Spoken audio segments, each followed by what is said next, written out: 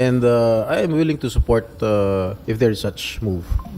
Will it further escalate the tension between the two countries? Well, wala naman tayong magagawa. That is only our option left. That might be our only option left, no? To file another case against China. And do you think, sir, marami na ngayong basis para mag-file ng panibagong Yes, kaso against China? Yes. Marami pa rin mga katulad nga yung binabasa natin araw-araw sa mga pahayagan. Araw-araw binubuli tayo. Kung ano-ano narinig natin, kawawa rin ng yung ating mga sundalo. Pati yung sinasabi nilang pag merong mag-trespass doon sa tubig sa territory natin, i-detain nila. Utang ina. Sorry. Hindi naman. Hindi naman. Hindi naman yata tama yun, di ba? Cut. Sir, naniniwala ka ba na kaya ganun ka-interesado ang China dun sa ating territorial water dahil maraming pwedeng mapakinabangan? Oh, syempre. Hindi naman lang ang kininyo kung wala silang mapapakinabangan dun sa pagmamayari ng Pilipinas, di ba?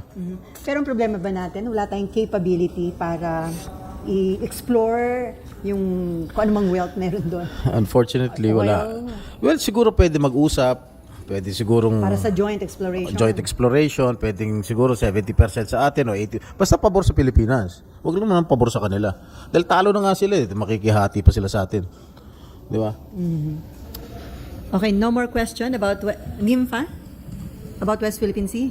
Wala. Sorry paki-edit na lang yung ano. Sir, dun sa Pogo, isa kayo sa mga actively nag-participate.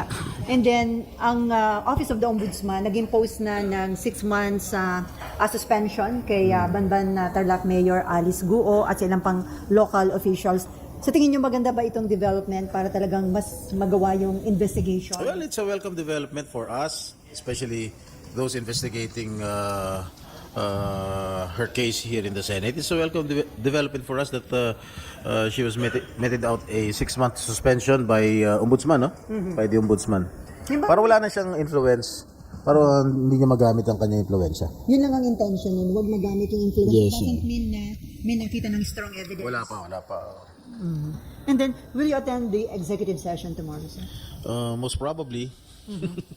Ano yung ine-expect mo na mga possible information? Well, I do not have any information yet, but since it is an executive session, they might divulge